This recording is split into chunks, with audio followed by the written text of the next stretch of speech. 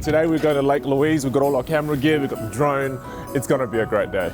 Good old Valley Village. Get ourselves some boots and gloves. Might be a little bit big for me, Craig. Right on.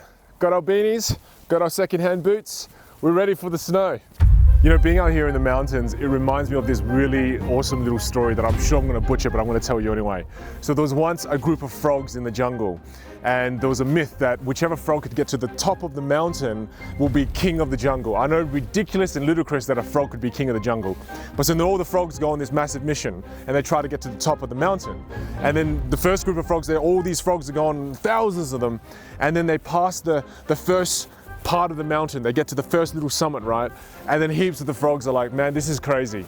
What the hell are we doing? We're freaking frogs, right? So a whole bunch of them leave and turn back and go home. But then still a bunch of them charge on and keep going. And then when they get to the next part, it gets really steep now. Their little frog legs are, you know, killing them, but they're jumping along and they're cruising along, and they've got to go past a like ferocious river as well.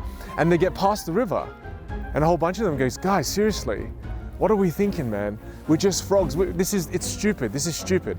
So then a whole bunch of them turn back and go as well.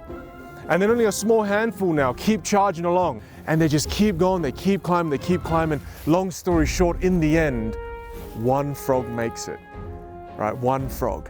And the bunch of the other animals that are up on top of the mountain are like, dude, you've made it. This is crazy. Tell us, you know, all the pain and the torture you've been through. What was it like getting to the top of the mountain? The frog just kind of sits there and doesn't say anything. And everyone's like, okay, well, tell us, come on. He's probably in shock, the poor frog. He's gotten so high. Well, tell us, you know, doesn't get enough oxygen.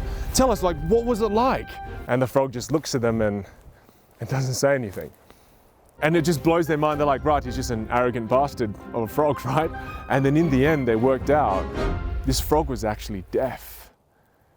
And the crazy part of the story is I just believe in all of our lives, there'll be times when we're trying to climb mountains like that in our life.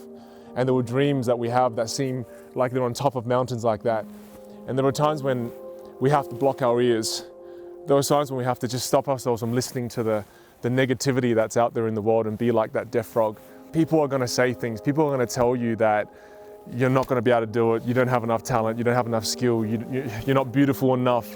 You're not perfect enough to make it on the journey, but you need to block those people out. We finally arrived at Lake Louise, and it's just whiteness. There's nothing else to it. But it just goes to show that sometimes in life, the journey to get to the destination is more fun than the destination itself. It's kind of like that frog story. If someone at the beginning of our journey told us that this is what we were going to see, guess what? We probably wouldn't have even gone on the journey. But because we had somewhat deaf ears, we went along anyway. We had an incredible time on the way. So it's a metaphor for life. There are going to be some journeys that you go on where the destination will be like this. And you know what? The journey is going to turn out a lot better than the destination. So go on the journey.